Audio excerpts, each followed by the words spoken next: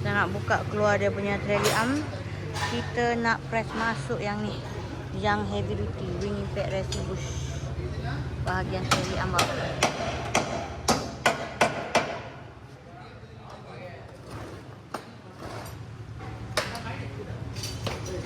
Kunci dia letak mana ni? Yang ni terdekat kita dah naik. Bismillahirrahmanirrahim. Allahu Akbar. Subhanallah. Mantap bang. Tengok. Puasa membaca bismillah. Kau tak baca bismillah. Kena baca bismillah. So yang ni tukar steering rack. Yang tu nak tukar dia punya axle bush. GMC T9A. So yang ni pun dia ambil upah pasang juga. Yang ni axle kita dah buka keluar dia. Kita nak pasang dia punya engine mounting. Valve cover tu dah ada ke belum? Valve cover dah ada ke belum? Bang, valve cover dah ada ke belum bang? Valve cover dah ada dah? Wah, belum tanya mani. Okay, so yang ni Brembo pun ada guys. Nak skim disc pun boleh. Tengok. So yang ni untuk Honda City GMC. Nampak? Ball joint dia tukar baru Ball joint dia tukar baru.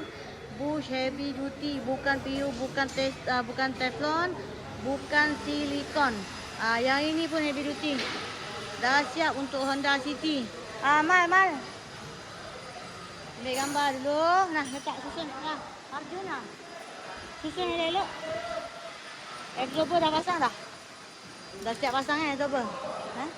Ambil gambar. Upah pasang exober. Sub bush pun dah pasang.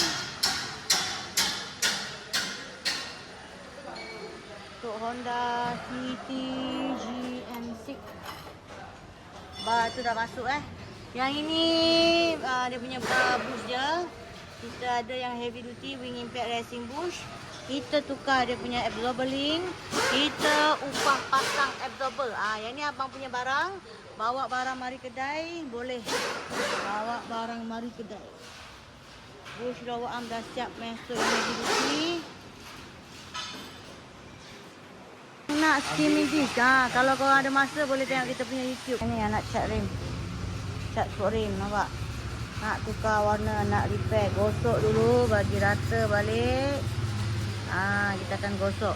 Nampak tu, gosok bukan gosok cincai-cincai je. Hilanglah juga dia punya warna tu. Tapi kalau kata tak nak pakai tangan, nak semua hilang ni, bersih-bersih, tinggal bersih je, kita ada sunblast. Tapi kalau yang sunblast tu nak kena charge lah. Biasa untuk sunblast 40 ataupun RM30 sebiji macam tu. Nampak ni gosok pun gosok kuat juga ni bang Boleh hilang juga ni. Dia punya yang hitam ni dulu dia warna hitam. Yang nak cat rem ni kita gosok dia. Bagi buang dulu warna. Tepi-tepi ni. Nak repair cala, nak repair bibir pun boleh. Tak ada masalah. So yang ni untuk CRV masih dalam proses. Buka lagi ni. Ni.